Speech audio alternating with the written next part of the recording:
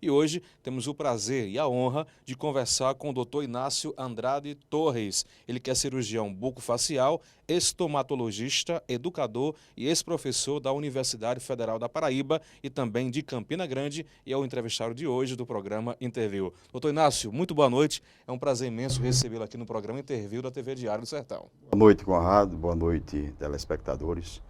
Eu agradeço aqui a vocês, né, pela presença, a oportunidade que você nos dá e vir até aqui a TV Diário do Sertão para fazer algumas manifestações concernentes à minha vida particular e também ao pouco que eu fiz realmente em prol da humanidade.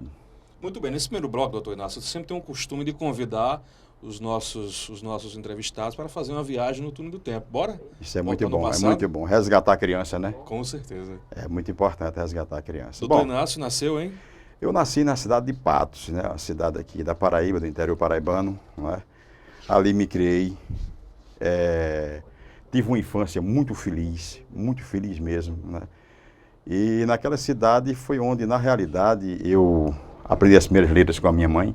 E depois tive uma professora, Conrado, que é muito importante a gente resgatar essa criança, quer dizer, voltar à infância, porque isso nos dá uma energia muito boa. Então eu tive a felicidade de ter uma professora que em todas as conferências que eu faço, ou em aulas que eu dou por aí, geralmente eu gosto de lembrar, Jacinta Xavier de Amorim. Era uma pessoa que tinha um acolhimento lindo, fazia integralidade na aula, uma pessoa que amava os seus alunos. Era uma pedagoga realmente que não tinha curso superior. Então aqui nesse momento, nesse programa também, eu rendo minha homenagem à dona Jacinta. A minha cidade, o bairro que eu nasci, foi o bairro Santo Antônio, um bairro grande da cidade de Patos, hoje praticamente é o centro da cidade.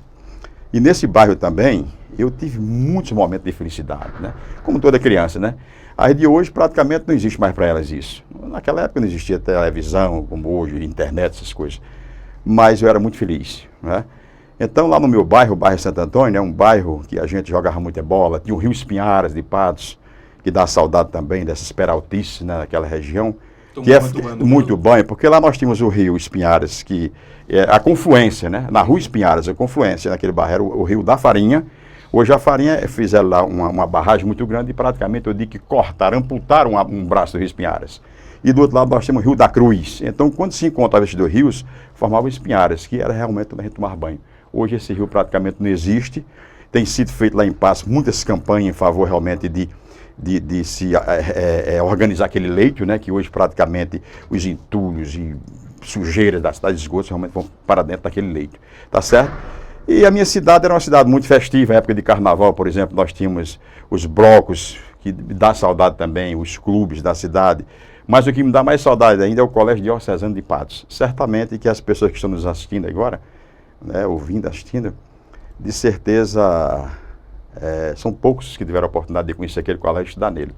Era o colégio do Padre Vieira. O Padre Vieira aqui é o de Iraúna, né? O de Iraúna, um grande educador. Aquele colégio nós tínhamos esses 3 sistemas de ensino para o aluno. Você ou era interno, ou semi-interno, ou externo. Eu era um aluno semi-interno. Eu passava o dia todo no colégio. E ali eu tive a oportunidade de conviver com pessoas ilustres hoje, que saí do Colégio de Santa de Patos, onde nós tínhamos a oportunidade de aprendermos direitinho mesmo, aprender a ler, a escrever e a interpretar. Então eu devo muito aos grandes professores que eu tive, o professor Manuel Messias. Eu sei que lá em Patos o pessoal está assistindo também, lógico, da Paraíba, né? Então, por exemplo, o professor Manuel Messias, grande professor de português, professor Padre Assis, outro grande professor que ensinava latim para a gente. Nós tínhamos aula de músicas, nós tínhamos aulas de teatro. Então, realmente, o colégio ele era perfeito, né? Eu tenho saudade, realmente, daquele sistema de ensino. Talvez fosse até forte, né, como algumas pessoas pensam. Mas, por exemplo, um caso interessante. A minha professora, dona Jacinta, você já alcançou essa época, Conrado, mas a minha professora, ela dava aula para a gente, colocava uma palmatória. A palmatória é um pedaço de pau que tinha assim, né, que geralmente os professores batiam, chamava bolo nos alunos. Mas a minha professora colocava simplesmente a palmatória, nunca bateu em nenhum aluno, porque não precisava. Só o olhar que ela tinha, a forma como, o carinho como ela tinha com a gente, não precisava bater nenhum. A palavra dela era a maior instrução que a gente tinha, recebia, tá certo? Então, são essas coisas de Patos. Patos também eu tive a oportunidade de conhecer, inclusive, minha esposa, né, Gorete, que é minha esposa, com a qual convivo quase 40 anos. A família de quantos? A minha família era a minha família de origem, meu pai, minha mãe e 8 irmãos. 8 irmãos? 8 irmãos. Inclusive, essa semana, dia 26 agora, completou 100 anos de nascimento de minha mãe. Inclusive, nós vamos festejar nesse final de semana com os meus familiares, né? 100 anos de Dona Bezinha, né? Que nasceu em 1913, no dia 26, e faleceu, por incrível que pareça, também no mês de maio, no dia 2 de maio. Então, a minha família é composta de 8 irmãos. Lamentavelmente, 5 já estão realmente morando com minha mãe na Mansão Celestial, né? Que é Lamartine, Dinarte, João Leônidas, João Leônidas, Lamartine, Dinarte, Maria e Estela. São 5 irmãos, só temos 3 hoje, Francisco, Ursulina e eu. Então, na realidade, a gente sente saudade às vezes dessas pessoas, né? Os irmãos queridos e as irmãs queridas, apesar de não ter conhecido, assim, mais próximo, porque morreram muito criança, né? Mas a gente sente essa saudade. Meu pai era João, minha mãe Isabel. A função deles? Meu pai foi uma pessoa que começou na zona rural, trabalhando na zona rural, com muito sacrifício, com muita dificuldade, na cidade de Patos. Ele nasceu em Juazeiro do Ceará, né? Porém veio para Paraíba com os pais, estiveram no Brejo da Paraíba. E papai, ele era um comerciante, começou como um pequeno comerciante, e minha mãe era educadora, né, professora, foi professora um tempo, e depois ela tornou-se uma grande costureira, né, porque ela tinha um irmão chamado Bino, Severino Charrabino, e ele cortava lá em Patos, fazia o corte das roupas das pessoas, e ela era costureira. E me deu uma educação muito boa, eu agradeço muito a minha mãe pelo esforço que ela tinha, em um exemplo que eu acho que eu sempre repasso para quem é pai e para quem é mãe: valorizar a educação dos filhos. E minha mãe fazia isso, Conrado. Ela colocava a todos nós, filhos, nos melhores colégios. Ela fazia todo o esforço possível, mas o melhor colégio a gente tinha que ter. Eu acho isso uma coisa fundamental. Porque não tem... Ela sempre dizia: meu filho, não existe dinheiro que pague uma aula bem dada. Com certeza. Entendeu? Então, isso é muito bacana, que os pais devem avaliar bem isso aí. Porque não é moleza. Hoje mesmo, no sistema que nós estamos, veja bem, educação, já falando sobre educação, né? Você veja que uma criança passa mais tempo junto com o professor do que junto dos pais dele. Passa mais tempo junto da babá do que junto da mãe, né? Então é importante que você valorize esse colégio, visite o colégio, conheça o colégio, escolha o colégio, converse sempre com seus professores, participe das reuniões de pais e mestres, isso é muito importante, né? Para que você realmente busque conhecer o seu filho, os seus sofrimentos, dê o ombro, dê o colo, dê o beijo. É isso que nós estamos precisando. Nós estamos numa crise sem precedentes, uma crise de palavra, de diálogo na família, que é uma coisa assim impressionante. Você me pergunta sobre o passado, por exemplo, eu sinto saudades do meu tempo. Eu era criança, por exemplo, 10 anos, 11 anos, e eu lembro que minha mãe ficava na calçada, minha mãe e os vizinhos, conversando. Você com muito carinho, até a hora. Você tem um apego muito grande a ela. Muito. Minha mãe, eu devo tudo a ela, né? Então a gente ouvia as pessoas conversarem. A depressão, a gente fala tanto em depressão, mal de Alzheimer, claro que naquele tempo existia. Mas hoje a depressão, por exemplo, é uma doença do século XXI. Né? Por quê? Porque as pessoas estão... É maior do que o câncer. É terrível, né? Porque a doença, o câncer ou qualquer doença física, você pode resolver, mas uma doença de ordem mental, a história é outra. Porque a pessoa, quando surta, é um sofrimento para todo mundo. Né? Você tem uma pessoa no estágio desse. Então, como eu estou dizendo, naquela época aquelas conversas varavam madrugada. As pessoas conversavam, as pessoas olhavam olho no olho. Hoje as pessoas não olham olho no olho um do outro. Não é? As pessoas, a inveja, a ambição, a concorrência, a deslealdade, existiam sim, existiam. Mas não é da forma de hoje. Hoje nós estamos realmente caminhando onde quem pode, quem tem dinheiro, tenta na realidade humilhar aquele que não tem. Há uma disparidade muito grande, desigualdade de oportunidades. Eu, na minha época, também tinha desigualdade de oportunidade. Mas a minha escola pública que eu estudei, a escola pública, eu estudei no Diocesano, que era um colégio particular, mas meu curso ginásio antigo eu fiz no Colégio Estadual de Patos, que era um colégio público de qualidade, não é? O científico de qualidade. Hoje a gente vê as dificuldades que nós estamos encontrando nas escolas brasileiras. Então são essas situações que às vezes você me pergunta assim, vamos falar sobre o passado. Então faça esse paralelo entre o presente e o passado. Entendendo que não é bom se falar muito sobre passado, presente e futuro, até porque o passado sempre nos traz sentimento de culpa, Conrado. Sempre que as pessoas falam no passado, acabam indo buscar um sentimento de culpa por alguma coisa que fez ou que deixou de fazer. E quando você fala em futuro, é outra situação, porque o futuro a pessoa sempre associa a um medo. É mais angustiante o quê? Relembrar o passado ou vislumbrar o futuro? Eu acho o seguinte, é importante você ver o presente. Viver o presente com toda intensidade, né? Agora, aceitando o outro como ele é, respeitando o outro, não querendo ficar acima das pessoas, não querendo ser mais do que o outro. Eu acho que isso é importante, o presente. E sempre, além de haver esse respeito, dentro da sua família, sobretudo, buscando a conversa, o diálogo, com a esposa, com os filhos, com as filhas, com os amigos, respeitando os ambientes onde você participa. Então, eu acho que é o presente. Eu prefiro viver o presente. Doutor Inácio, como foi que se deu? O senhor fez o seu colégio, na época era segundo grau? Segundo grau, Segundo grau. Essa hoje é Quando ensino, foi?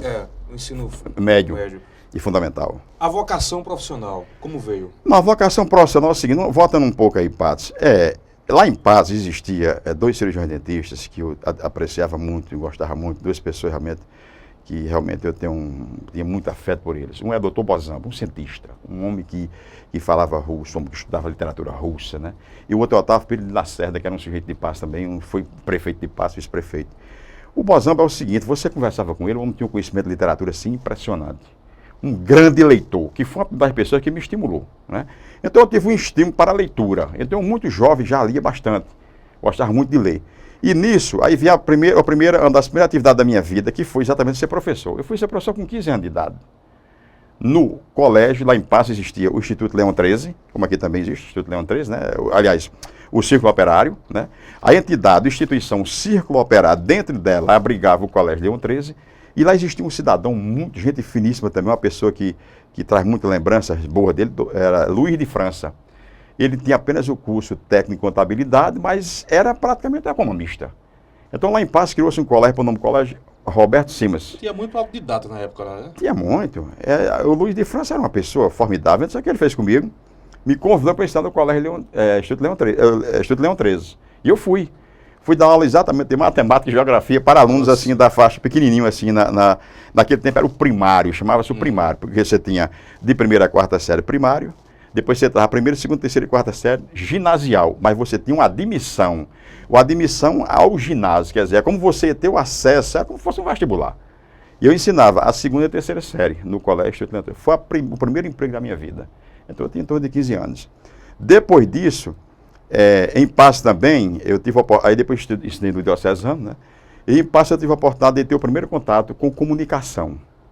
Eu sempre digo, eu nasci para trabalhar com a boca. Com comunicação através da Rádio Espinhal de Patos. Na Rádio Espinhal de Patos existia um programa chamado Estudante em Marcha. Todo domingo esse programa era feito, né? Então era Edmilson Menezes, Buarque, Bex Fernandes, e eu também participava. Geralmente eu mais escrevia, né?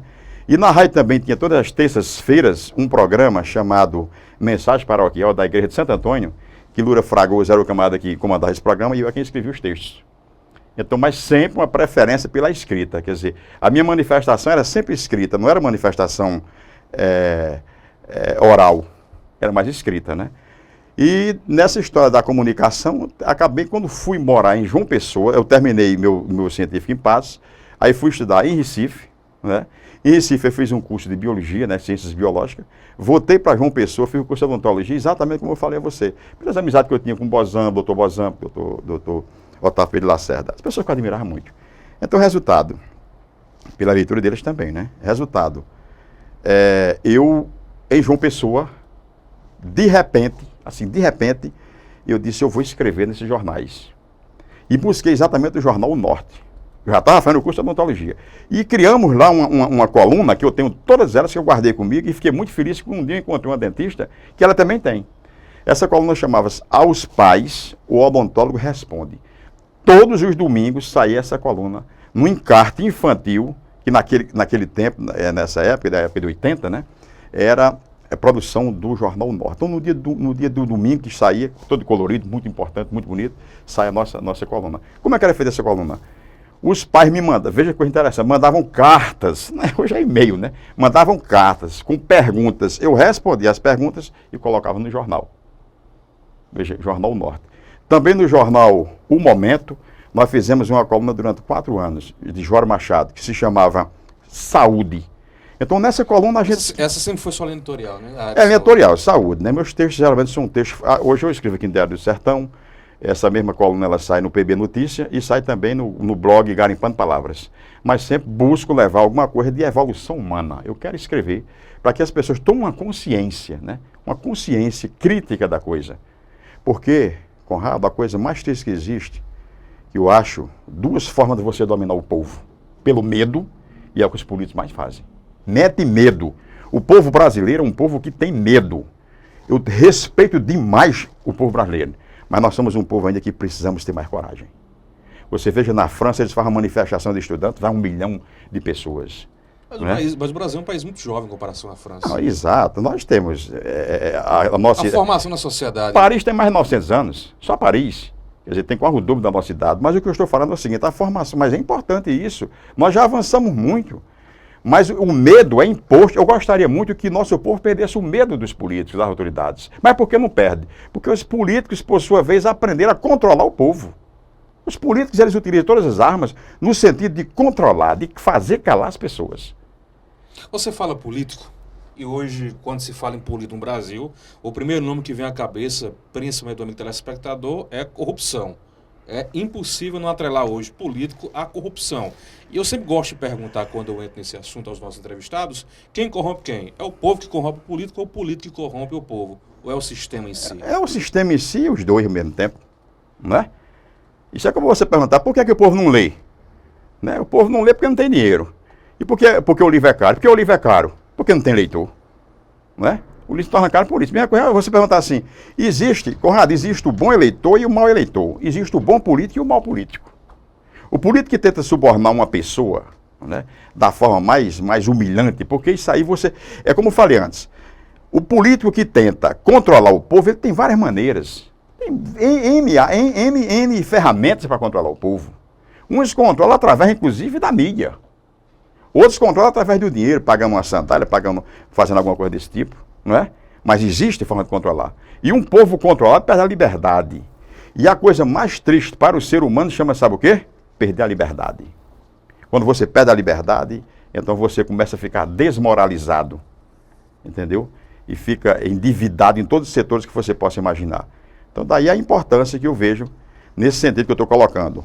O medo diminuir, o medo da população, só pode diminuir esse medo se os políticos começarem também a entender, serem mais solidários. Eu usaria a palavra solidários, né, com as pessoas. Se nós fizéssemos isso, de certeza, iria melhorar um pouco. Doutor Inácio, eu não quero falar sobre política.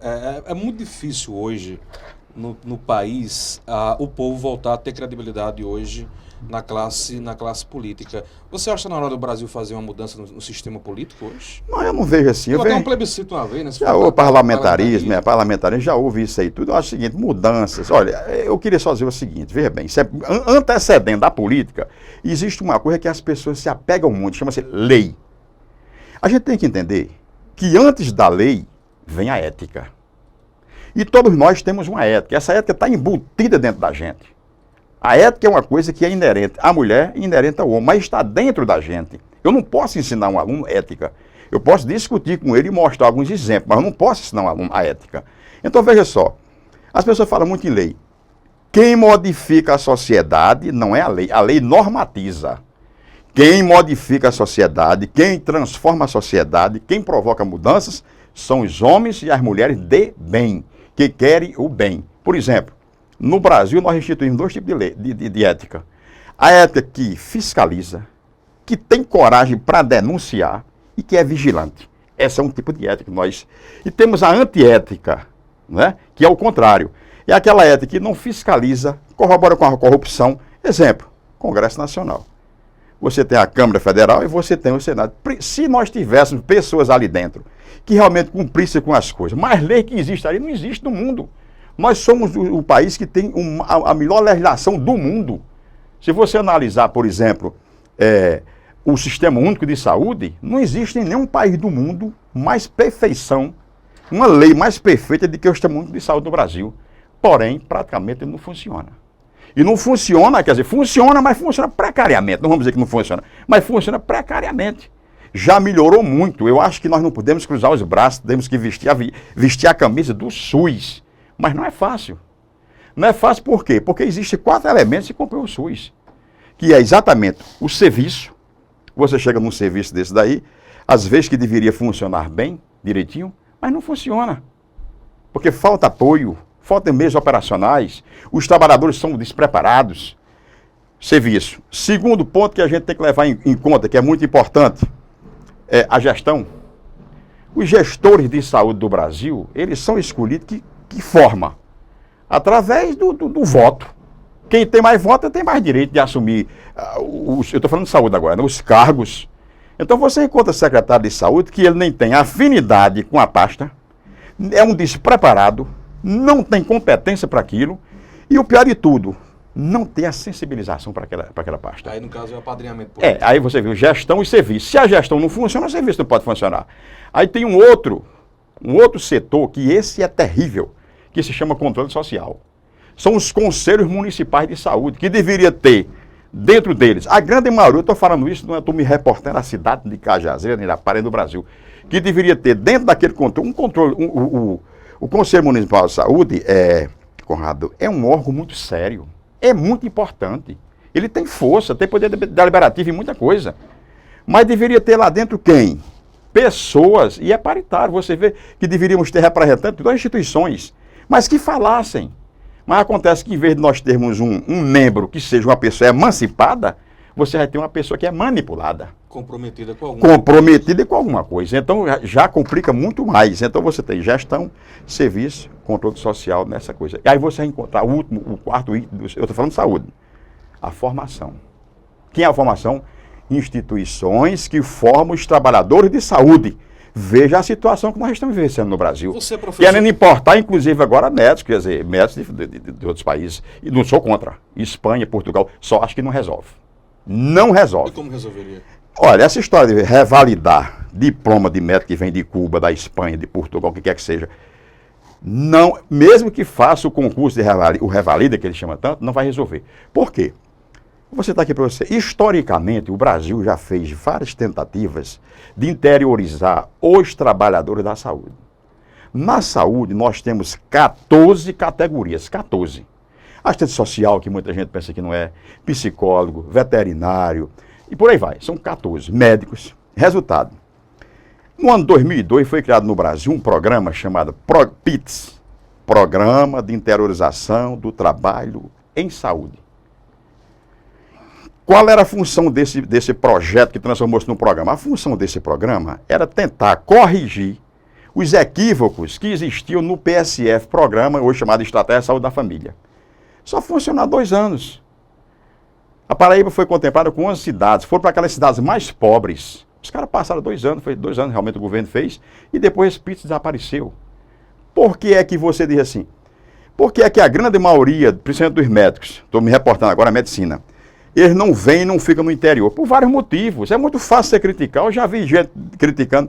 Um médico lá no Maranhão vai ganhar 30 mil reais por mês e ninguém quer ir. Agora, espera aí. Vamos analisar o fator. Interiorizar um trabalhador de saúde, no caso um médico, e você oferecer ele 30 mil reais lá no estado do Maranhão, numa cidade, por exemplo, Arame, não sei o que, aquela cidade do Maranhão, ou mesmo na Paraíba, você tem que dar a ele uma condição, gente. Qual é o vínculo realmente empregatício que um prefeito desse tem, sério, com aquele médico? Ele pode oferecer 30 mil a você hoje, Conrado, você como médico. Daqui a 3, 4 meses ele não vai mais com você, ele bota para fora. E aí? Cadê o vínculo? É o primeiro processo que você tem que ter. O segundo, ele teria que ter meios operacionais para ele trabalhar. Um médico não trabalha sem ter meios operacionais. Sem poder solicitar exames complementares para dar diagnóstico. Talvez é só uma sala, uma mesa, uma cadeira e um lápis. Exato. Aí fica nessa situação. Sul, Sudeste, principalmente Sul e Sudeste, um número altíssimo de profissionais, mas nos grandes centros. E é porque Santa Catarina, Rio Grande do Sul, Paraná, não é? Rio de Janeiro. O Rio de Janeiro hoje existe realmente um perigo. E o risco de perigo que você está correndo, nas favelas você trabalhar, hoje o risco é grande nas favelas. E o risco também é grande, sabe onde? Dessas regiões do sul, do norte do Brasil. Ninguém fica pensando que a região norte do Brasil, as leis funcionam como deveriam funcionar, não. Porque lá ainda existe realmente o capitão, sei lá, o coronel que manda em tudo, né? Então você, como médico, vai para uma cidade daquela, você tem que... Qual a segurança que... Onde é que existe... Me mostre um contrato feito de PSF, que eu quero saber onde é que tem. Eu não sou médico, mas tenho um filho médico, tenho familiares médicos. E me mostre onde é que tem, no PSF, lá dizendo uma cláusula do contrato com ele, dizendo assim, olha, nós vamos dar a garantia de segurança a você, a sua vida. Porque ocorre muito isso, às vezes, um caso que você não pôde resolver, e tem familiares que se revoltam, né? Porque é importante colocar, nós da saúde sofremos muito. Você vê, eu vou citar um exemplo. Aqui em Cajazeiras, a imprensa e o povo critica demais o menor, eu não digo equívoco, nem erro, mas a menor falha que o hospital cometer, todo mundo vai para o rádio e, como dizia João de Manezinho daqui, o vereador, né? Senta a pua, né? Mas, quando tem vários N sucessos, praticamente quase ninguém vai elogiar. Então você veja no Brasil esses casos esporádicos que ocorrem, eu sei realmente são casos terríveis, mas a imprensa do Sul também divulga isso, mas só divulga geralmente os casos realmente que não houve sucesso. Então é importante a gente analisar que todos nós, trabalhadores da saúde, somos importantes. A população precisa, tem que haver esse vínculo entre o trabalhador e a população. Agora, esse vínculo só pode ser fortalecido, só pode ser bem preparado, bem instrumentalizado, se ele tiver uma formação na universidade que lhe dê essa condição. Porque você ter cursos também sem condições de campos de estágio adequados, ser um corpo docente realmente que seja um corpo docente que tenha competência, que tenha consciência profissional, que tenha uma ética avançada, que tenha que saiba realmente uma didática que possa dar aula, também não vai não. Doutor Inácio, eu estou entendendo muito bem as suas colocações, mas agora me lembrou a questão, por exemplo, no governo Lula, que ele abriu assim as portas para a criação de diversos cursos, para a criação de faculdades, universidades, principalmente de cursos na área de saúde, como, por exemplo, medicina.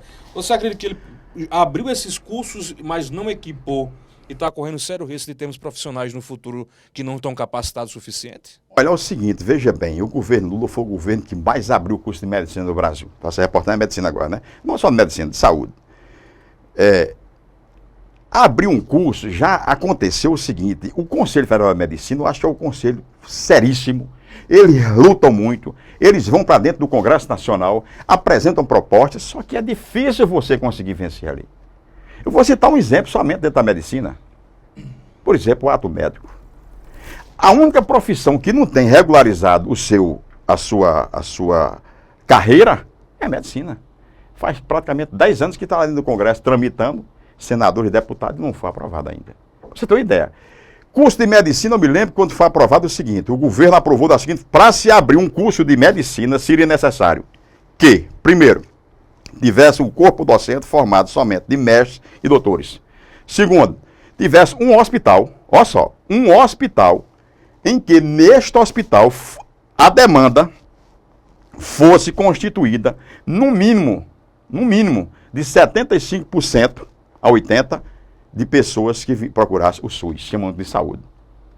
E o último, que tivesse meios operacionais, laboratórios, capacitados para as clínicas médicas fundamentais, cirurgia, pediatria e por aí vai.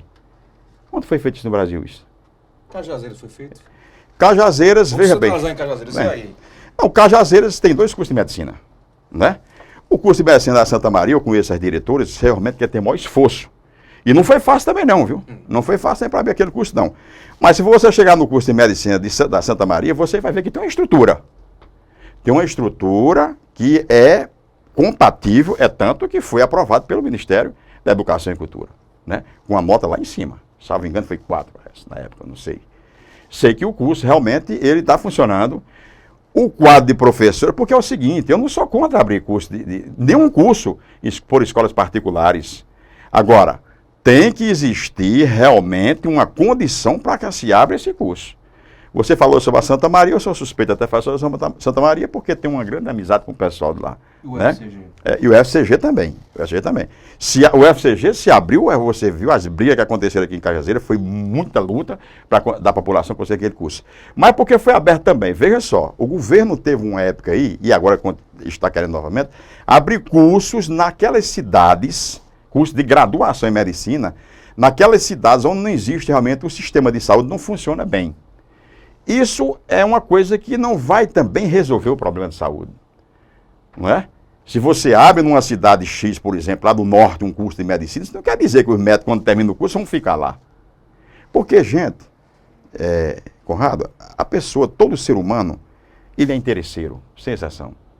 Então, todos nós temos o interesse de morar num local, principalmente quando você tem um curso que lhe dá uma possibilidade financeira de você viver bem, ter qualidade de vida.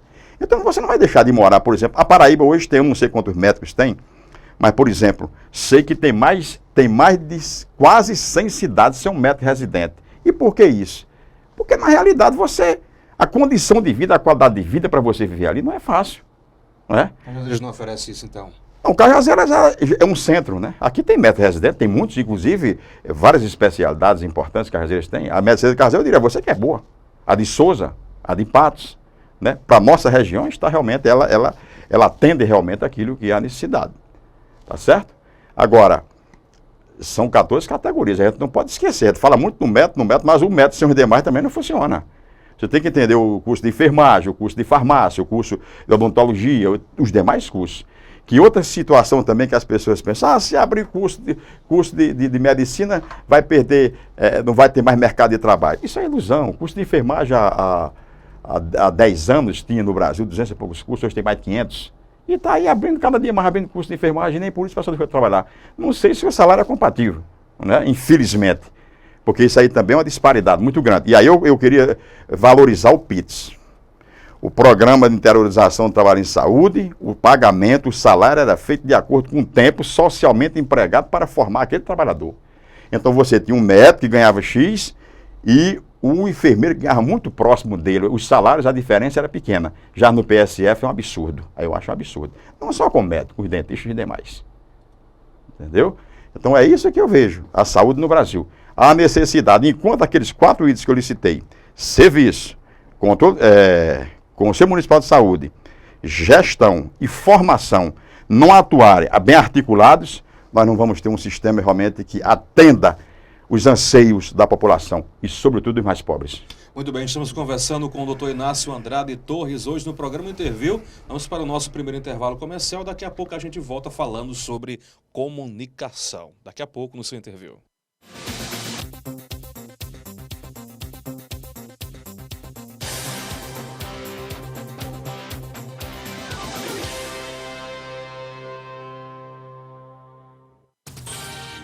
TV Diário do Sertão, a sua TV online.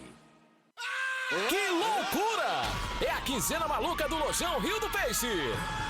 Aproveite e renove tudo em sua casa. Lavadora 10 quilos, apenas 12 vezes de R$ 29,90. Roupeiro 6 portas 100% MDF, apenas 12 vezes de R$ 56,90.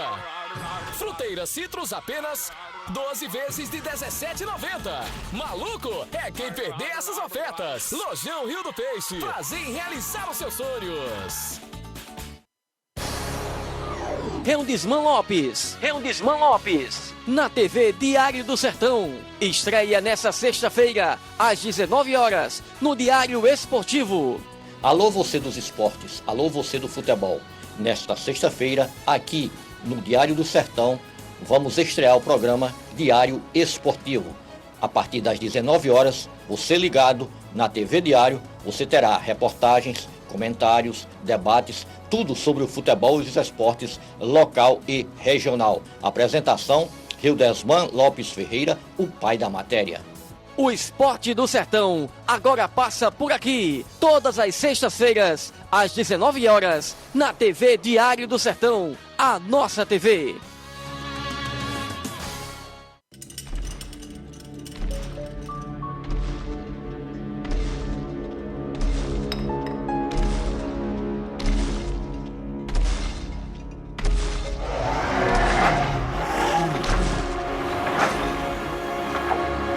Eles deixaram mais do que pegadas. O Monumento Natural Vale dos Dinossauros é um patrimônio da Paraíba e do Brasil, um dos maiores sítios paleontológicos do mundo e o lugar onde se encontra a maior quantidade de pegadas de dinossauros. Em parceria com a Petrobras, o governo do estado investiu na revitalização, na preservação e no desenvolvimento turístico e científico do Vale dos Dinossauros. Vai gerar emprego, renda e desenvolvimento para a região. É o passado mostrando caminhos para o nosso futuro. Venha conhecer o novo Vale dos Dinossauros, Governo da Paraíba.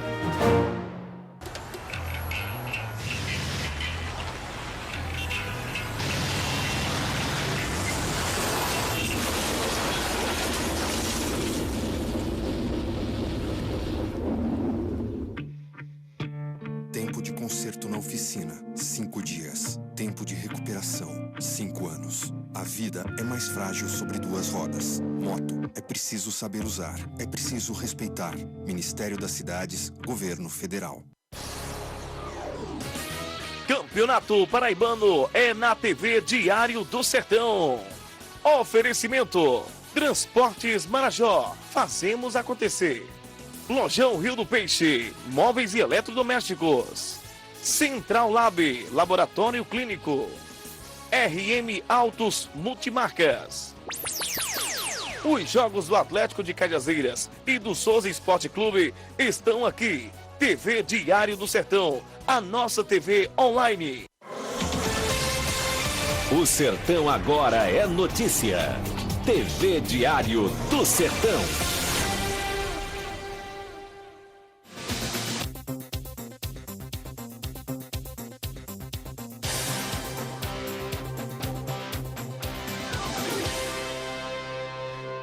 Muito bem, de volta com o seu programa Interview pela sua TV Diário do Sertão. Hoje conversando com o doutor, educador, esse homem super conhecedor aí de tudo, educação, cultura, arte, tudo, ele tem um domínio aí. Nosso amigo o doutor Inácio Andrade Torres. Conversamos sobre um pouco sobre política, um pouco sobre a medicina, sobre a área, né, do desenvolvimento médico aí pelo Brasil, das universidades. E vamos agora entrar na parte de comunicação e também educação.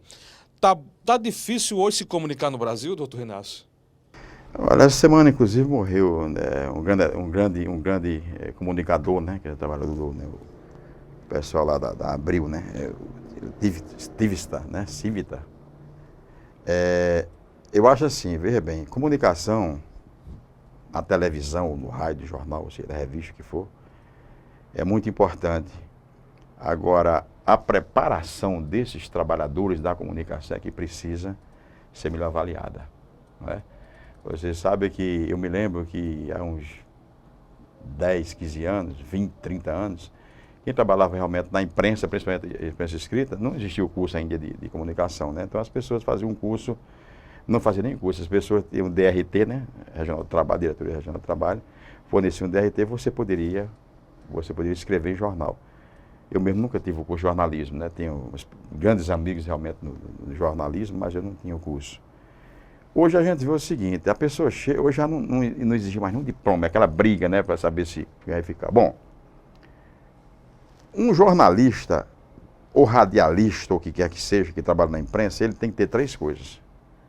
Primeiro, ele tem que ter muita ética e responsabilidade para dizer aquilo que, né, assumir aquilo que ele fala e aquilo que ele escreve. Segundo, ele tem que ter consciência profissional, que é outro ponto fundamental em quem trabalha em jornalismo, na imprensa. Agora, a imprensa brasileira, não no seu todo, mas realmente ela está um pouco carcomida.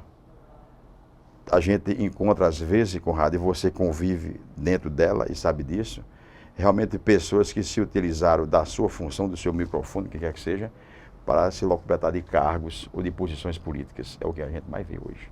Então eu fico penalizado e sinto muito isso, fico até entristecido, porque um jornalista, ele pode educar toda uma população. Quando você faz um programa como esse aqui, a sua responsabilidade é muito grande, sua e de quem está aqui. Porque nós estamos levando à população informações, que essas informações devem se transformar em entendimento. E esse entendimento transformar-se num conhecimento para as pessoas. O que a gente diz aqui deve se transformar em conhecimento. E o que não acontece. Qualquer televisão que você pega hoje, ela leva uma informação para a população que é perigosa. Por exemplo, vamos pensar agora mesmo na área de policial. Na área policial. Você encontra programa de televisão aí no Brasil que, na realidade, leva um medo. Já foi feito estudo sobre isso, que ele chama de monopólio do medo, né? É medo público, né? Leva as pessoas de uma forma que você termina acreditando numa mentira. Isso em psicologia chama-se oralidade compulsiva. Você começa a dizer uma mentira diversas vezes, acaba se torna verdade. Então é o caso, por exemplo, de São Paulo e Rio de Janeiro. Eu conheço pessoas que dizem, Deus me livre de ir a São Paulo, não vou jamais no Rio de Janeiro. Por quê? Por conta desse programa que assiste televisão. E não é essa a verdade. Não é dessa forma que os camaradas dizem também. Existe violência? Como existe? João Pessoa hoje é uma cidade hoje realmente que o turismo está prejudicado. Porque estão colocando João Pessoa como sendo uma das cidades mais violentas, não do Brasil, mas do mundo. Do mundo estão colocando. Quer dizer, eu vivo em João Pessoa, vou a João Pessoa constantemente, sei que existe realmente violência. Mas não chega a esse nível que as pessoas... Esse medo que foi disseminado na população é um medo que é prejudicial à cidade, e muito. Né? A Paraíba é colocada também como sendo um estado que tem uma violência assim, muito grande. Eu sei que existe, nós, infelizmente nós temos uma violência muito grande. Essa questão, por exemplo, de violência contra a mulher, que é outra coisa, eu acho interessante. Quando nós falávamos antes, eu falava sobre a lei, né? Eu dizia, o Brasil é um país que cria muitas leis, realmente. Criamos lei Maria da Penha, para que essa lei? Para poder amparar, para poder acudir às mulheres que apanham, que são violentadas pelos maridos. Se nós começássemos na escola, a educação agora, se nós começássemos na escola a educar o menino e a menina, né, fazendo com que eles se entendessem, se respeitassem, certamente não seria preciso, quando eles ficassem grandes, estavam criando leis, não. Lei do idoso, estatuto do idoso. Isso é importante? É. Mas se nós começássemos a entender melhor o que é a velhice, que nós somos um país que estamos envelhecendo, a Paraíba hoje se constitui no terceiro estado, em termos proporcional, em termos de envelhecimento, em termos de idosos, nós não precisaríamos estar criando lei, não. Mas o que é que acontece com a gente? Os dois grupos indefesos ou vulneráveis, crianças e idosos, são os que são mais violentados, sofrem abusos e maus tratos dentro da própria família. Aquilo que a gente estava falando antes. Você chega na casa da familiar, quando você procura por um idoso, geralmente ele é o provedor da casa, vive quase todas as custas dele, mas ele está morando num quarto lá isolado lá atrás. Observe isso. Por quê? Porque nós criamos o estatuto, mas infelizmente a gente não criou, não buscou nos currículos educacionais fazer com que isso funcionasse. E vou citar um exemplo muito claro aqui, e digo isso com muita tristeza. Quando eu fui professor aqui da Universidade Federal de Campina Grande, aqui em Cajazeiras, nós criamos uma disciplina, teve vários alunos que fizeram disciplina comigo, chama gerontologia. O que é gerontologia? É uma área, não é geriatria, você trabalha com doenças. Gerontologia trabalha com aspecto psicológico, sociológico, do idoso. É uma coisa mais ampla. Criamos essa disciplina. Ela funciona no curso de enfermagem. Nós saímos, 2 semestres depois, essa disciplina desapareceu, não existe mais essa disciplina. A informação que eu recebi é essa, criar o saúde do idoso. É importante? É. Mas a gerontologia, ela também é muito importante, porque lhe ensina a conviver. E saber conviver não é uma coisa fácil não, viu, Conrado? É tanto que hoje, quando a gente fala em educação, nós temos que pensar em 4 pilares, que é o saber ser. O saber ser é você ser ético, você aceitar o outro como ele é, você respeitar o outro, você relativizar as opiniões. Por exemplo, Conrado tem uma opinião, eu tenho outra. Se a sua é melhor do que a minha, eu tenho que ceder. Mas geralmente as pessoas não querem ceder, não é isso? Ocorre, basta você ir a uma reunião na Câmara, na Assembleia, no Senado, nunca chega um consenso. Nunca chega um consenso. Por quê? Porque as pessoas não estão sabendo ser. O ser, saber ser no sentido de respeito, de ética. O segundo saber é o saber fazer, que é o saber técnico. Esse nós valorizamos, o saber do conhecimento. O conhecimento como um saber para fazer alguma coisa. Isso é importante? É. Mas não é somente a técnica que vai resolver o problema. Você tem que ter o outro lado do ser humano que humaniza. Humanizar no sentido de respeitar o outro, no sentido de acatar a opinião do outro, no sentido de não maltratar o outro, de não ferir. Porque muitas vezes a gente esquece que a dor que faz a gente sofrer não é só a dor física, não. Você dá um murro na outra pessoa, não. Tem a psicológica. Tem a tortura. Porque é a dor invisível. É uma dor que, embora a gente não veja, mas ela dói, ela machuca, ela maltrata, ela deixa a pessoa... Subtrai, né? Ela deixa a pessoa vulnerável. Ou seja, deixa a pessoa no fundo do poço. Os meios de comunicação, você acredita que hoje estão fazendo, de certa forma, isso com a população? Deixando ela vulnerável? Faz muito. Eu só vejo as pessoas realmente, em todo o Brasil, a maioria, eu só vejo denúncia contra pobres. Contra pessoas dos bairros mais humildes. Ninguém discuta a resiliência. O que é o resiliente? O cara que mora naquele ambiente mais sofrido, mais pobre, mais despossuído, mais desamparado. Mas ele mostra à sociedade realmente que ele tem competência, tem habilidade. De vez em quando a gente vê um caso desse, quase ninguém fala. Não é? Então você vê aqui a própria imprensa, isso aí eu estou levando isso, você sabe disso, você é da imprensa, sabe melhor que eu, que na realidade o que é mais divulgado é exatamente aquilo que se refere aos mais pobres, mais humildes. Então é divulgado em rádio, televisão e jornal. Isso no Brasil como um todo. Infelizmente é. Então, como eu ia dizendo, o saber ser, o saber fazer. E tem outra coisa importante, né? Que é o saber conhecer as pessoas, respeitar as pessoas. Por quê?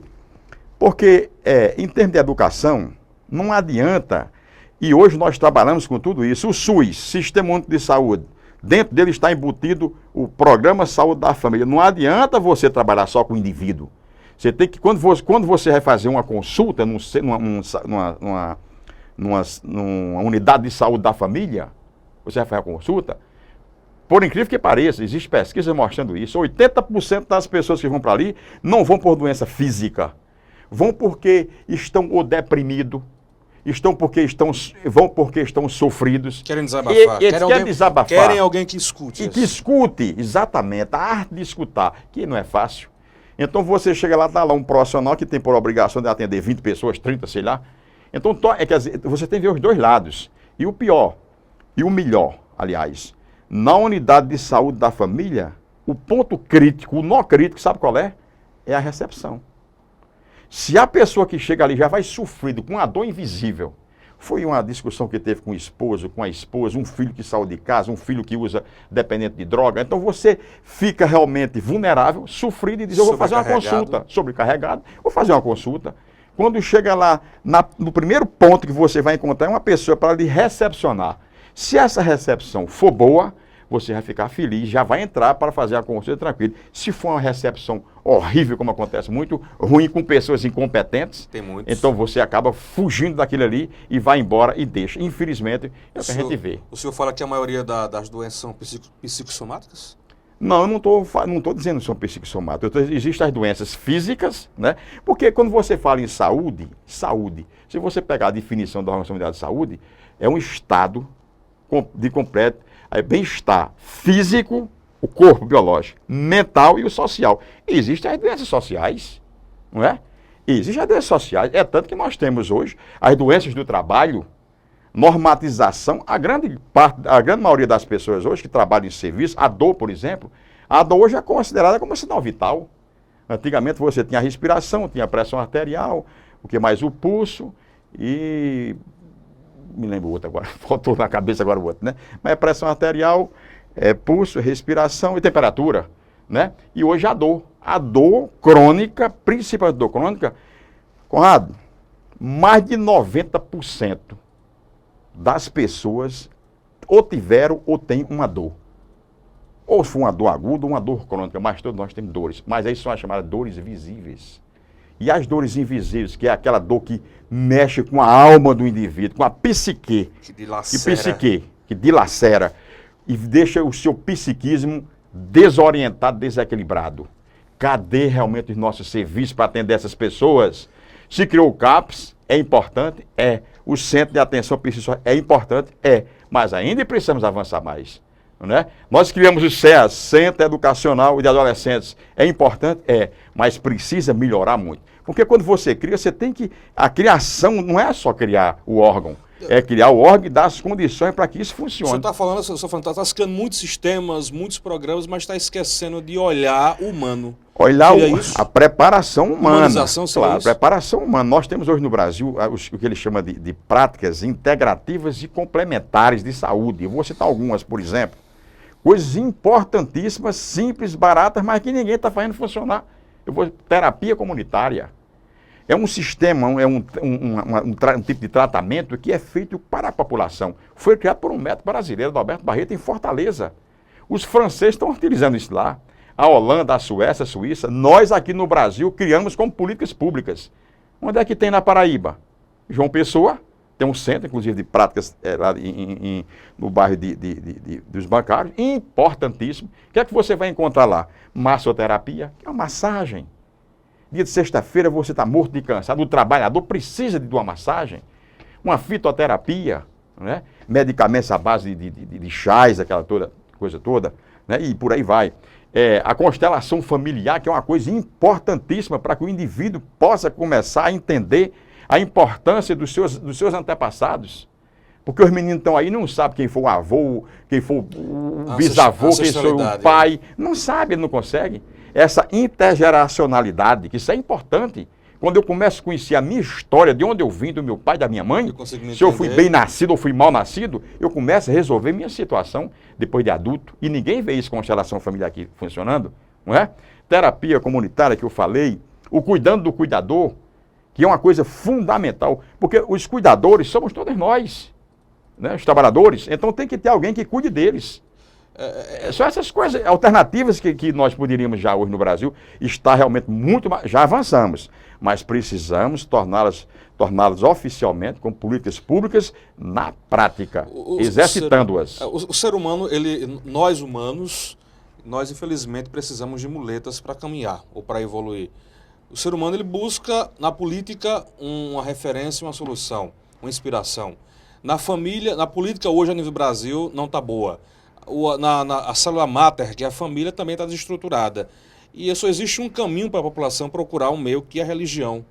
Você acha que também a religião hoje está falhando igual a política? A religião ela é importante. Eu não sei. Ou está se tornando mal? Não, a religião ela é importante. Agora você tem que entender o seguinte. Eu sempre digo que a religião, às vezes, pelo menos as grandes religiões, elas acabam se tornando o ópio da humanidade. Porque já foi dito, né? A religião é o ópio da humanidade. Alguém já disse isso. Agora é o seguinte, veja bem o que eu quero dizer, Conrado. Porque existe religião. Hoje você vê que a universidade está trabalhando. Nós temos na Paraíba, Eimar Vasconcelos, que é um médico de João Pessoa, professor universitário, um sanitarista de mão cheia. E Eimar tem vários trabalhos nessa área de religiosidade e saúde. Certo? E é muito importante, porque quando fala em religião é uma coisa institucional.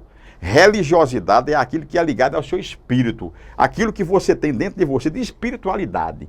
Tá certo? Que está ligado ao... São distintos, religião e espiritualidade? Não, praticamente é a mesma coisa. Espiritualidade e religiosidade. Está associado uma coisa à outra. Religião é uma coisa institucional. Religião católica, religião budista, tal. Quero dizer a você o seguinte, que a religião, não me coloco contra nenhuma religião. Eu acho que até tem umas que beneficiam, mas tem outras que prejudicam. Nós temos hoje no Brasil religiões, inclusive, que estão utilizando essa religião para se locupletar de dinheiro. E a gente sabe realmente, e não vou estar citando porque termina e dá um abacaxi aí, sem necessidade. Agora, o que eu estou colocando é o seguinte, que quando existem religiões que têm trabalhado em favor da humanidade, em favor das pessoas, né? Em favor das pessoas. Mas tem umas realmente que as pessoas que estão à frente, que deveria servir de exemplo, não estão servindo. Pelo contrário, estão dando mau exemplo. Nós vimos agora aqueles casos realmente que a televisão veiculou o tempo todo, né? Estampou por aí, no caso do Rio de Janeiro. Então, é importante isso. A religião é importante? Eu acho que a religião é importante.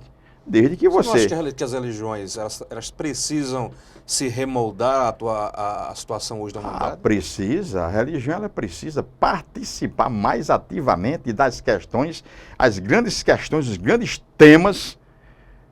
temas que se constituem hoje realmente em dilemas para a humanidade. Dilemas. Você falou família, por exemplo, mas participar de uma forma realmente que seja uma forma impessoal e que seja uma forma que respeite a atitude de qualquer pessoa. Por exemplo, você falou família.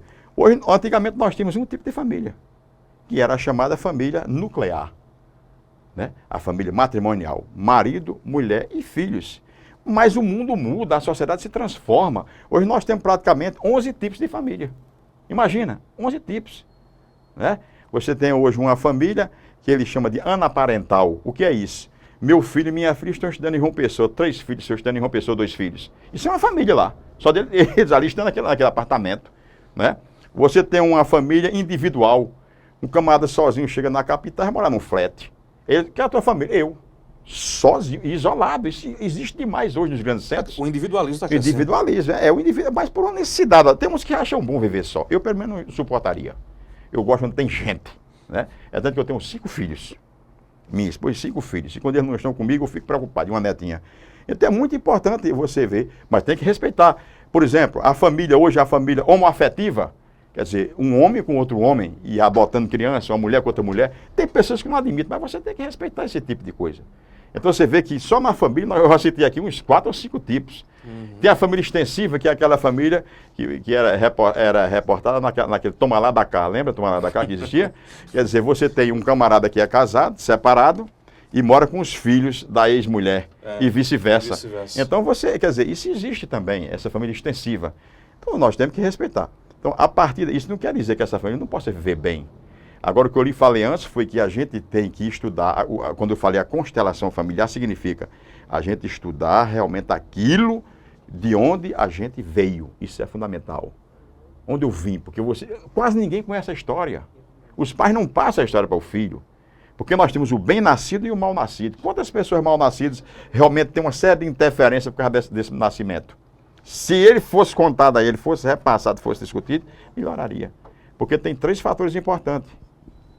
Primeiro, a gente tem que entender o seguinte: os nossos antepassados são importantes. Nos deram a vida. Não interessa a conduta que eles têm, não interessa onde eles estão, não interessa o que eles fizeram.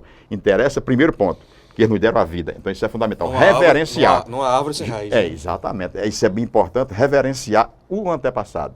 Segundo, dentro da família você tem que aprender uma norma importante: dar e receber. Quando você controla o dar e o receber, tudo funciona bem. Sócrates dizia o seguinte, 3 mandamentos ele dizia. Primeiro, nada em excesso. Veja que coisa simples, nada em excesso. Segundo, cuide de ti mesmo. E terceiro, conhece a ti mesmo. Quer dizer, são 3 coisas dificílimas de você conhecer. Simples e dificílimas. Eu vejo muita gente dizer, eu conheço Conrado. Ora, Conrado não se conhece, né? Isso é verdade. A gente não se conhece nem 10%, que de vez em quando a gente se pega fazendo o que não deveria fazer. Como é que eu vou dizer que conheço alguém? Então, são essas coisas que é preciso que a gente avalie, sabe? Analise bem o dar e o receber. Você dá a seu filho aquilo realmente que esteja dentro do limite. Se você passar do limite. E tem a outra questão mais forte. É se você der dentro do limite e educá-lo com 2 monossílabos importantes, o sim e o não. O sim na hora exata ou o não na hora exata, eles são corretivos, eles são educativos. Quando você dá um não ao seu filho, explica por que aquele não. Entendeu? Então, são essas questões que precisam serem debatidas. Dá trabalho fazer, não sei nem se a palavra correta seria essa, remendar a família. Dá difícil, trabalho, vai dar trabalho. É difícil, muito difícil. Quem está na sintonia da gente mandando um abraço é o Pablo Aquino. Parabéns ao doutor, um grande exemplo de educador, cidadão, profissional, pai e amigo. Sucesso. E também o Renato Moreira, lá de Quixadá. Está em Quixadá, aliás. Sábio professor, abraço e votos de sucesso. Eu agradeço aí ao nosso amigo, né, Renato, né, um menino também aqui de Cajazeiras, tanto ele como a família dele toda, é realmente o pessoal que estuda muito, né. Ele tem uma irmã, inclusive, que fez enfermagem lá em uma pessoa, com a minha filha, fez mestrado. E Renato é um dos nossos colunistas, né, do diário. Exatamente. Escreve muito bem, uma pessoa muito boa, eu quero muito bem. Muito obrigado, Renato. E o outro Pablo também. Pablo Aquino. Aqui, uma pessoa muito, eu agradeço muito aí pela... Está assistindo e está gostando, isso é importante, né? Com certeza. Vamos para o nosso último intervalo comercial. Daqui a pouco eu volto com um jogo rápido com o doutor Inácio Andrade Torres aqui no programa Interview. Daqui a pouco.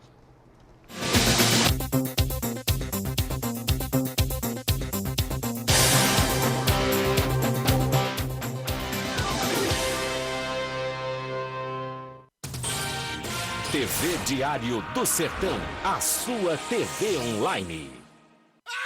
Que loucura! É a quinzena maluca do Lojão Rio do Peixe. Aproveite e renove tudo em sua casa. Lavadora 10 quilos, apenas 12 vezes de R$ 29,90. Roupeiro 6 portas 100% MDF, apenas 12 vezes de R$ 56,90. Fruteira Citrus, apenas 12 vezes de R$ 17,90. Maluco é quem perder essas ofertas. Lojão Rio do Peixe, prazer em realizar os seus sonhos. Reundisman Lopes, na TV Diário do Sertão. Estreia nessa sexta-feira, às 19 horas, no Diário Esportivo. Alô você dos esportes, alô você do futebol. Nesta sexta-feira, aqui no Diário do Sertão, vamos estrear o programa Diário Esportivo. A partir das 19 horas, você ligado na TV Diário, você terá reportagens, comentários, debates, tudo sobre o futebol e os esportes local e regional. Apresentação, Reundisman Lopes Ferreira, o pai da matéria. O Esporte do Sertão agora passa por aqui, todas as sextas-feiras, às 19 horas, na TV Diário do Sertão, a nossa TV.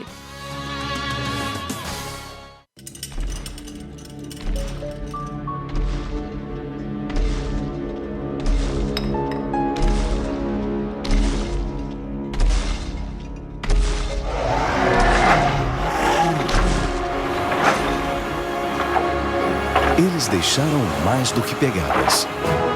O Monumento Natural Vale dos Dinossauros é um patrimônio da Paraíba e do Brasil, um dos maiores sítios paleontológicos do mundo e o lugar onde se encontra a maior quantidade de pegadas de dinossauros. Em parceria com a Petrobras, o governo do estado investiu na revitalização, na preservação e no desenvolvimento turístico e científico do Vale dos Dinossauros. Vai gerar emprego, renda e desenvolvimento para a região. É o passado mostrando caminhos para o nosso futuro. Venha conhecer o novo Vale dos Dinossauros, Governo da Paraíba.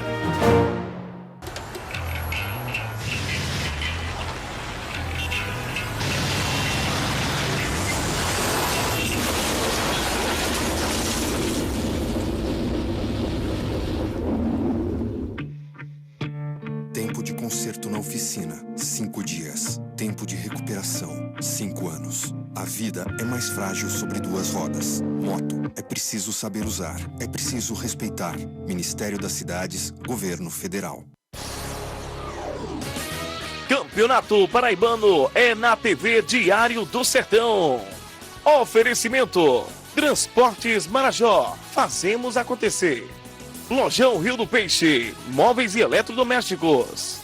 Central Lab, laboratório clínico. RM Autos Multimarcas. Os jogos do Atlético de Cajazeiras e do Souza Esporte Clube estão aqui. TV Diário do Sertão, a nossa TV online. O Sertão agora é notícia. TV Diário do Sertão.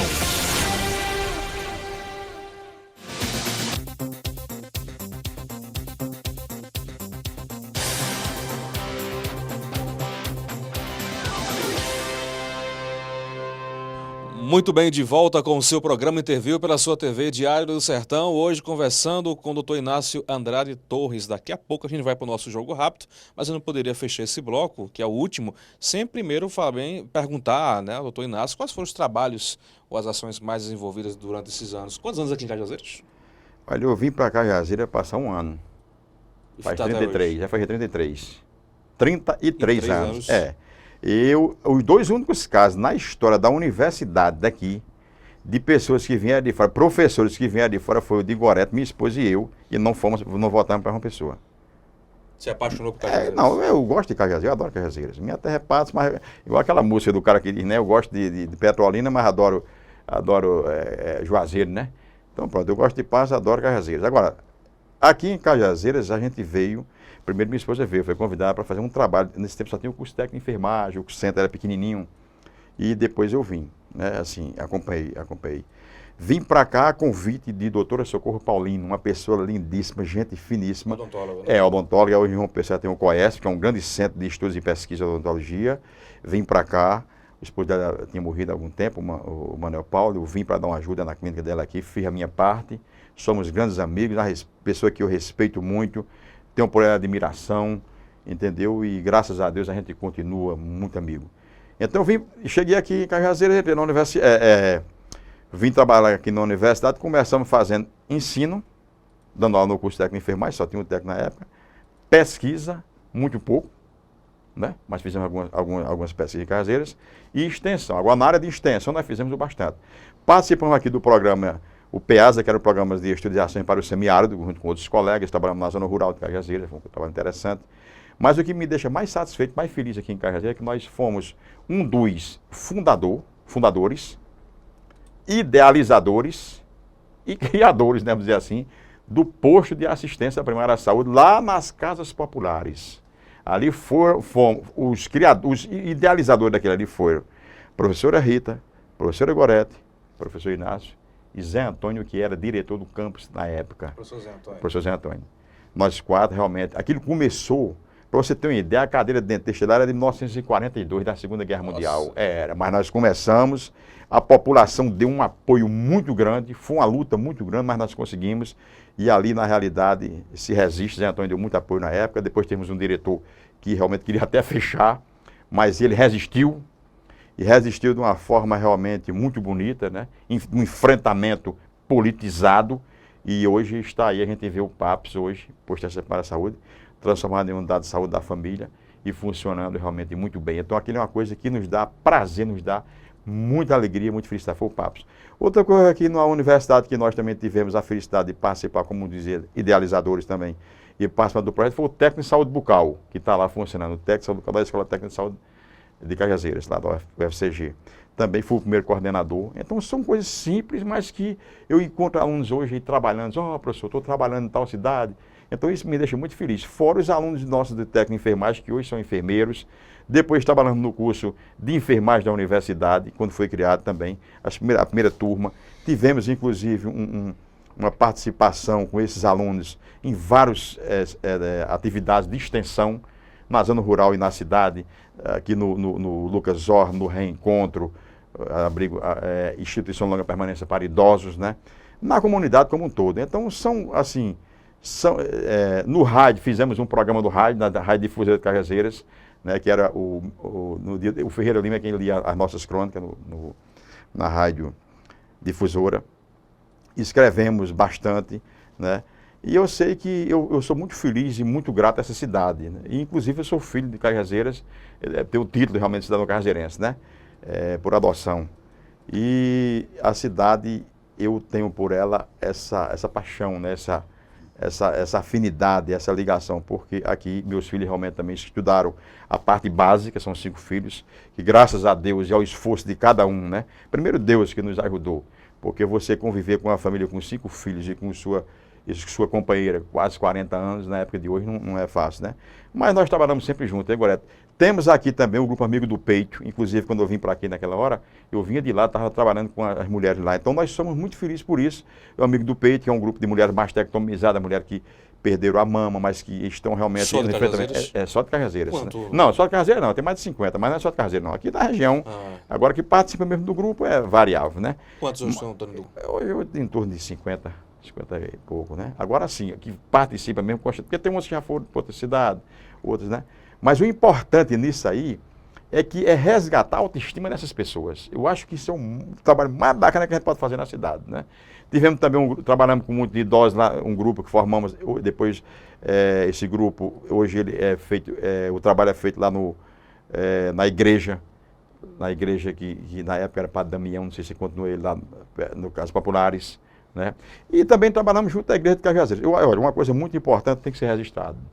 A Igreja Católica Brasileira, ela fez muito por esse país. Antes você falou sobre a igreja, né? Agora eu falei instituição. Eu que acompanhei algumas pessoas, como Dona Zé Maria, tive a felicidade de conhecê-lo de perto, entendeu? E Dom Helder Câmara. Dom Helder Câmara, não convivi com ele, mas tive a oportunidade de sentir a energia daquele homem. Então, se você for analisar no Brasil todo, o tanto de padres, o que esses homens fizeram por esse país, na ditadura. Eu escrevi um artigo essa semana sobre as ligas camponesas de Sapé. Pouca gente sabe disso, mas uma das pessoas que ajudou muito aquelas pessoas foi Dona Zé Maria Pires. Com aquele seu jeito categórico, simples, educado, inteligente, intelectual, de falar, de levar o evangelho para as pessoas dentro de uma mensagem assim, que quando o pessoal saía assim, com autoestima lá em cima. Isso Né? é bom. É uma coisa muito bonita. Então essas coisas tem que ser revistas, tem que ser ditas para a população tomar conhecimento. Aqui em Cajazeiras eu tive a oportunidade também de fazer alguns trabalhos com essas pessoas da igreja. Entendeu? Então eu acho muito bacana. Cajazeiras, como eu disse a você, todo o trabalho que nós fizemos de extensão, para mim, foi muito mais importante do que o trabalho de pesquisa. Porque a extensão ficou. Se você chega aí na zona rural, você ainda vai encontrar alguma coisinha lá que foi realmente implantado no tempo do programa do PEASA, né? Que é o Programa Saúde do Sertão. Era Programa de Extensão de Saúde do Sertão, uma coisa mais desse tipo, não me lembro a sigla. Mas o PEASA fez muito por isso aqui. E nós estávamos lá, um grupo, entendeu? Então eu acho que a cidade é boa, gosto muito dela. Como eu disse aqui, meus filhos, o Cajazeiras me deu até em dobro, eu tenho 5 filhos. Um nasceu, vê como fui nômade, né? Nós fomos nômades. Um nasceu em João Pessoa, o mais velho. O mais novo nasceu em João Pessoa também. A do meio nasceu do meio não, aqui são 5. É porque tem gêmeas. Mas aqui, minhas filhas gêmeas nasceram em Cajazeiras. Sara e Morgana. Hoje uma é advogada e a outra é neuropsicóloga. A outra minha filha, professora universitária, enfermeira. E o outro mais novo estava fazendo engenharia civil. E então eu sei que, e agora inclusive está deixando, está ganhando outro curso. Então eu acho que isso é muito bacana, você poder dizer assim, eu morei nessa cidade, moro nessa cidade, posso olhar olho no olho das pessoas, não querer ser mais do que o outro e aceitar a população do jeito que ela é.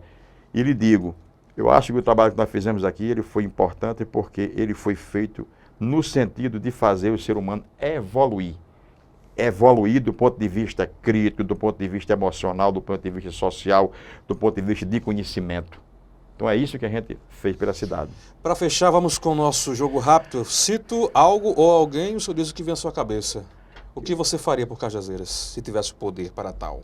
Para Cajazeiras, eu tentaria o seguinte, veja bem, eu tentaria diminuir o medo do povo e fazer com que os políticos entendessem isso e deixassem de controlar tanto a população. Doutor Inácio tem medo? Não, ou medos? Não, medos, todo ser humano, o medo, ele antecede uma ansiedade, todo ser humano tem medo. Medo, por exemplo, de? Rapaz, sinceramente, eu tenho medo, por exemplo, da traição, da infidelidade. Eu tenho medo disso. Política. Política é uma arte que aproxima, às vezes, né? Aproxima inimigos e afasta velhas amizades. Isso é verdade. Lula. Lula é um exemplo realmente de uma pessoa que teve competência de sair do Pernambuco, do interior, né? E chegar até a presidência da República. Eu acho que ele tem competência, tem habilidade e é muito inteligente. Um livro que tenha marcado sua vida? São vários livros que marcaram a minha vida, rapaz. Você me pega agora... Cite dois. Eu vou citar 2 livros, realmente. Um que ele me toca muito, e você vê, é a Bíblia. Eu gosto um livro não, porque a Bíblia são vários livros, né? Mas eu leio muito Eclesiastes, Salmos, Provérbios, quer dizer, são livros que eu leio. Agora, livro assim, tem um livro que é interessante, talvez você nem conheça, mas um livro que tocou muito minha vida, e é um livro, inclusive, matemático. É de Malba-Tahan, que foi um escritor brasileiro do Rio de Janeiro. Malba-Tahan é um pseudônimo, o nome dele realmente era Júlio César de Medeiros, que se chama O Homem que Calculava. Eu ganhei quando eu tinha 14, 15 anos de idade e comecei a ler esse livro. Por isso gostava tanto de matemática e gosto de matemática. Não fui um matemático, mas gosto de matemática. É o livro de Malba-Tahan, um livro que eu acho bacana, é uma coisa simples, mas todos os filhos meus dão esse livro a ele lá. E sempre dou a criança, assim, quando o menino gosta de matemática, gosta desse livro. Fora esses 2 livros, qual o livro que você recomendaria para o cidadão, para o povo? Eu vou fazer agora a merchandising, como chama, né? Fazer uma propaganda, né? Eu estou terminando, Deus quiser terminar meu livro aí, chama-se Pais, Ouvi Vossos Filhos. É o livro que vai sair, eu recomendo. Muito bem, já tem previsão? Já tem, se Deus quiser. Pais, Ouvi Vossos Filhos. Previsão para quando, mais ou menos? Eu quero ver se mais tardar daqui a 3 meses. Música. Música, existem muitas músicas bacanas por aí, mas tem uma que é uma música de Ataúfo Alves. Eu era feliz e não sabia. Vamos dizer, eu daria tudo que eu tivesse para voltar ao tempo de criança. Eu sou louco por essa música. Eu acho que ela retrata a minha vida. Ataúfo Alves é um grande compositor, um grande cantor. Eu gosto de músicas simples, palavras simples, entendeu? Gosto de Chico Buarque, Gilberto Gil, Caetano Veloso, o pessoal todo. Essa linha, gosto dos jovens. Agora, Luiz Gonzaga, por exemplo. Uma outra música, Asa Branca, uma música que eu acho lindíssima, né? Clássico, né? O clássico. Agora, eu falei essa de Ataúfo Alves porque ela tem... E o Ataúfo Alves tem uma música dele chamada Cidade, que tem uma frase que na minha casa, se for na minha casa, está lá. Eu botei a foto de meus filhos, minha esposa, e eu coloco ela lá. Que diz assim, aqui só entra quem deseja ser feliz. É uma frase simples, mas minha mãe dizia muito essa frase. Eu acho essa frase linda. Aqui só entra quem deseja ser feliz. Quem jamais o doutor Inácio leria? Rapaz, não sei, para eu dizer assim, uma pessoa que eu não leria... Na hora assim, eu não sei, sinceramente. Que eu gosto de ler, eu leio tudo, né? Paulo Coelho. Paulo Coelho, eu já li algumas coisas dele também. Eu acho que Paulo Coelho é uma pessoa, como Roberto Carlos, né? Que trabalha em cima de uma linha que é interessante. Porque Paulo Coelho tem um estilo muito forte. Paulo Coelho, quando ele termina um livro, ele já faz uma ponte com o futuro livro dele. Isso é interessante, entendeu? É interessante. Então, uma pessoa que... O livro dele, O Alquimista... Quando você lê O Alquimista, se você lê Gibran, que é um grande autor também, libanês, que o livro dele, Gibran, O Profeta, você vê que se parece uma coisa com a outra. Claro, se parece, mas não é. Porque a gente não pode também deixar de reconhecer que Paulo Coelho, ele começou muito jovem também, ele escreve bem e é um escritor realmente. Agora, ele vende muito, mas também, com aquele aparato que ele tem, eu também venderia, né? Porque ele tem todo um sistema de publicidade terrível, que é muito forte, né? Mas é um escritor que eu li o livro dele, já li alguns livros dele, né? Inclusive tem um livro dele chamado Maktub, porque o Malba-Tahan tem um livro chamado Maktub, que quer dizer, estava escrito, essa palavra, né? Maktub foi um livro que Malba-Tahan escreveu na época de 60, né? E enquanto que Paulo Coelho escreveu o Maktub, também é o título, muito depois. Só que o Maktub de Paulo Coelho são textos curtinhos. E o de Malba-Tahan são textos, são crônicas orientais lindíssimas, porque o Malba-Tahan, ele tem mais de 30 livros, mas é uma leitura muito gostosa, uma leitura que a criança deveria ler. Tem outro autor também, é o Maurício Duron, é um livro, O Menino do Dedo Verde, é um livro lindíssimo, O Pequeno Príncipe, e são livros que deveriam os pais, as escolas também colocarem isso para uma releitura, né? Se não fosse... Esses autores são muito bons. Se não tivesse todas as profissões que você tem, todas as funções que você tem, atribuições que você tem, você seria o quê? Se fosse para recomeçar na minha vida, assim, uma coisa, eu não queria ser, uma coisa que eu admiro muito, muito, infelizmente, para você viver está difícil, é o professor primário, é o pedagogo que convive, por exemplo, que vai lá na base da criança, ele vai trabalhar com a criança, eu admiro muito um pedagogo. Se tivesse condições no Brasil, começasse, eu gostaria de ser um pedagogo, para dar aula àquelas criancinhas, tentar, porque não existe nada nesse mundo que lhe recompense mais do que você ver uma criança que você... Eu não dei aula muito a criança, dei uns poucos, mas um dia eu encontrei com esses que eu falei a você, no Instituto Leão 3 de Patos, encontrei um dia, o nome dele é Leônidas, inclusive o nome do irmão meu. Eu encontrei com ele lá em Patos, rapaz, eu fiquei muito feliz, esse cara me beijou, eu beijei ele, rapaz, uma coisa linda, rapaz, quem foi esse menino? Quer dizer, então, imagina você ter uma turma onde você pudesse trabalhar com essa turma hoje ensino fundamental que chama, né? Educação infantil, da 1ª à 4ª série, e você, se pudesse, eu estou falando isso, se pudesse acompanhar o desenvolvimento desses meninos. Que coisa bacana seria, né? Eu admiro muito o Cristóvão Buarque, ele diz assim, eu não sou mais nem educador, eu sou educacionista, porque ainda é mais Senador forte. Cristóvão Buarque? Chico Buarque. Chico Buarque. Não, o Cristóvão Buarque, senador. Senador, eu gosto dele, é uma pessoa muito... crônicas excepcionais. É uma pessoa muito boa, homem sério, muito sério, não um senador. Não, você falou sobre políticos. E eu disse, existem políticos bons, políticos maus. Existem eleitores bons, eleitores maus. Eu penso que nós temos bons políticos. A Paraíba tem bons políticos. O Brasil tem bons políticos. Eu acho o Luiz Couto, o padre Luiz Couto, eu acho um bom político. Eu fui aluno dele, né? Quer dizer, aquela história, eu sou suspeito também de falar, porque fui aluno dele, né? Mas naquele tempo ele ensinava metodologia da ciência. Mas é um filósofo, um homem que quando terminava uma aula, a gente tinha até, eu mesmo e a turma da gente tinha, dizer assim, penalizava para pagar o quadro.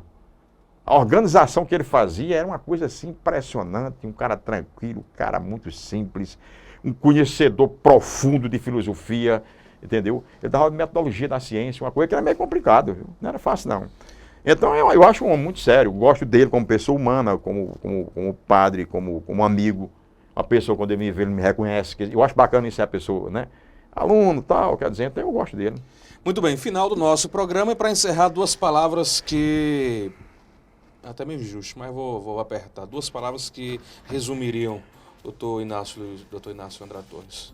Eticidade E respeito. Obrigado pela sua participação. Obrigado, quem disse sou eu, né, rapaz, pela oportunidade que vocês dão, a gente conversar com vocês aqui.